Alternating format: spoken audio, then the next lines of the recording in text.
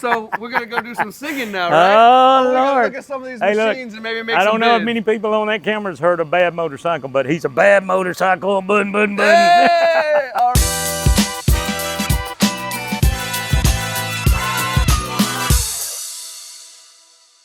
You know what's great about a testimonial, especially when you got somebody like Steely over here, is the rawness, the realness. There's too many scripted stories out there where people are reading from teleprompters. It comes off robotic. Not today. Today is real, unrehearsed, no practice whatsoever. I just met this young man, and I'm already laughing at all of his jokes. He says we're gonna have to edit most of this out because of the things he wants to say.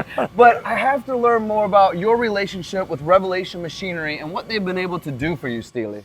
Well, when we first talked to him, we were trying to decide what auction company to use, and Revelation was one of them, and then another one of their competitors. But they came highly recommended from one of the best salesmen that we had ever dealt with, and I put a lot of confidence in that.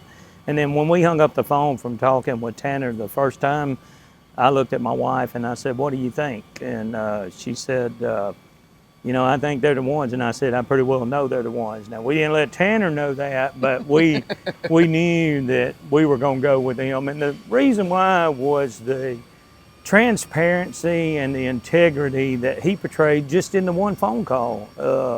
We actually had 2 machines sold for a certain amount before the auction, and I talked to Tanner about that, and he had he was going to send, I think, one of their people down to determine what equipment and what the dollar amount was for it. But I told him that we had 2 of them sold for a certain amount, and he said, "Steely, this is what I think.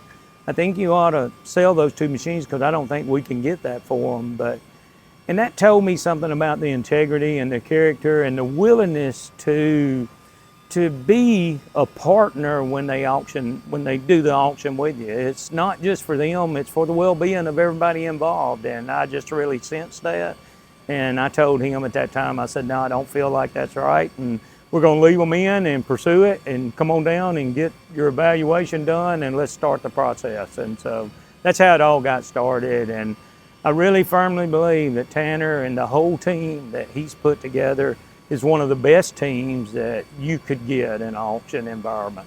Steely, that's amazing. I want to continue walking because I kind of want to pull, if it's okay for you, because I have you on camera, because of your wisdom, your years of experience, but my understanding of this specific part of the industry. I was a machinist for quite a while, an international consultant for quite a while, but what I'm understanding from this side is when people are ready to auction, a lot of times they're feeling really vulnerable, and oftentimes vultures will come in and take advantage of that vulnerability.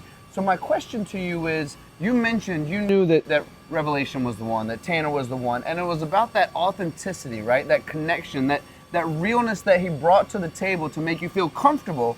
And I'm not saying you felt vulnerable, but a lot of times in this buying and selling auction type, a lot of people are in over their head. This business has just been, there's just lots of different puzzle pieces or switches to the Rubik's Cube. What does that vulnerability, that transparency, that humanness mean to you in a relationship like that?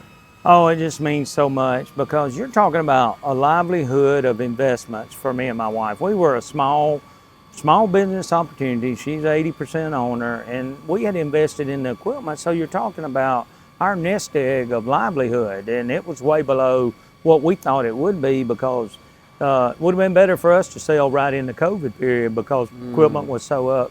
But the thing about Tanner, and when you're fooling with your livelihood like that, and your nest egg of what you can put in savings maybe, and try to live off the interest, it just means a lot that you've got somebody that's interested in your side of it also. And there's so many, I don't want to say vultures, but there's so many other people out there that'll come in and make a big offer to try to get your interest up, and this and that and the other. And then things just don't go the way they were. But from the get-go, it just meant a lot that, and I really attribute it to God. And you know, a lot of people get turned off immediately when you say that, but if it hadn't been for him and the leadership with him, but the sense that the Holy Spirit puts in you when you hang up from a guy like Tanner, it just meant a lot to us. And knowing that he was a partner. And that's what we tried to be. I think if you ask him, I did some things that he'll tell you that other people had never done. But I want it to be good for everybody involved when we do with that. And Tanner was one of the few that you felt that way with.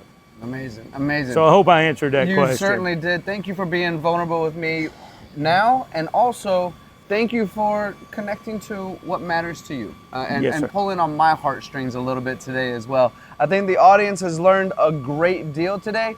But last thing I'm going to ask you, Steely, is I hear you have the voice of an angel like Steely Dan.